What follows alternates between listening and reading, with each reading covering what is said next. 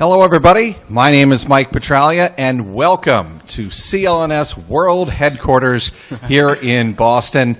This is the Garden Report, CLNS headquarter version of the Garden Report. I'm Mike Petraglia, joined by Clevis Murray and the executive producer and the founder of the network. Yeah, you should take a bow. After Nick Gelso. the World Headquarters, I can take that, man. You should take a bow. World Headquarters of where? Of CLNS Media. And this Garden Report, Nick, did you know this Garden Report is brought to you by DraftKings.com. Use promo code CLNS. Yes, that's us. CLNS at DraftKings.com for a free match play.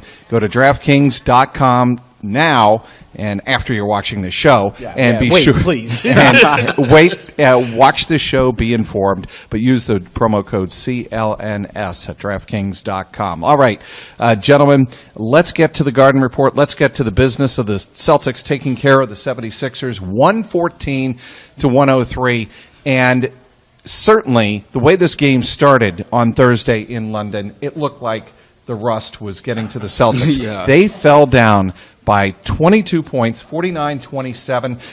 Kyrie was front-ending every shot. Yeah, it looked like it wasn't a good they start. didn't have their legs. But sure enough, the Celtics, as they always seem to do, and the Sixers, as they always seem to do, found their level. And the Celtics really, thanks to, in large part to, I think, terrific play by Jayson Tatum in the second half, turned it on for that 114-103 win, their seventh straight victory. They are 34-10. They are in great shape, the best record in the NBA, clearly the best record in the East. Gentlemen, what were your takeaways? We'll start with you, Clevis. I think it just shows the Celtics' resolve, to be down 22 points and to come back against a good Sixers team, even though they're the number 9 seed, shows that this team can come back against anyone and to do it in a foreign country. I mean, Celtics probably goes from the U.S. to London, anywhere.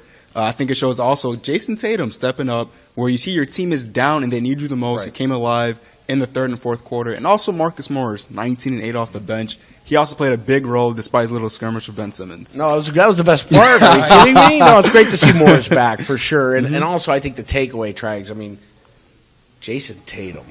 Come on. It seems like every edition of the Garden Report, this is what we're talking about.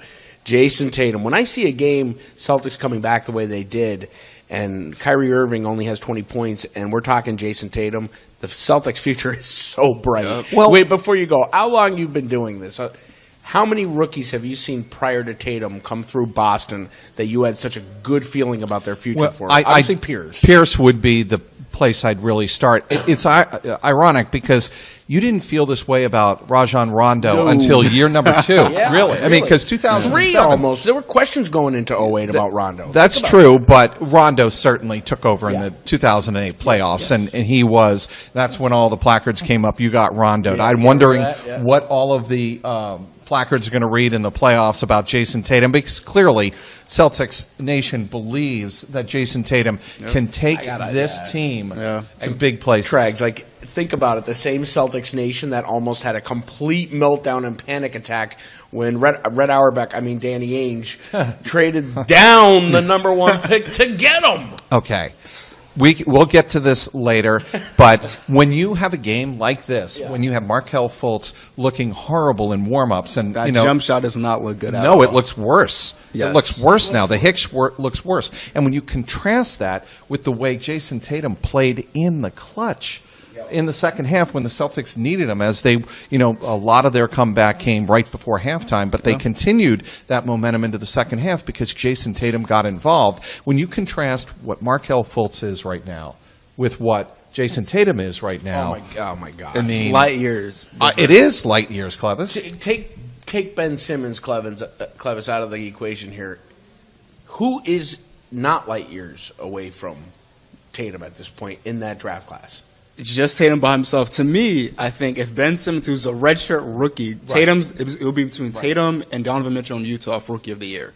But easily Tatum would win. I think Tatum shows that he has the potential to be a superstar in this league every single game. Has he had a bad game yet? Yeah, he's had 1 or 2. Certainly he's had off games, and even in the first half. But another thing that makes you scratch your head he's hitting the rookie wall. But I don't see any what's sign impressive about what Tatum did today was it was on the big stage, his team was down, and they turned to him in the second half, and he was a spark plug against still a talented 76ers team that has zero confidence, but still, they're a talented team, and Tatum really stepped to the fore. Speaking of confidence, Brad Stevens, I mean, think about it this way, Tregs, Clevis. Yep. Would Tatum be excelling as much as he is under three-quarters of the other coaches in the NBA? Right. And the reason I say this is because Brad Stevens doesn't even get mad when Marcus Smart shoots.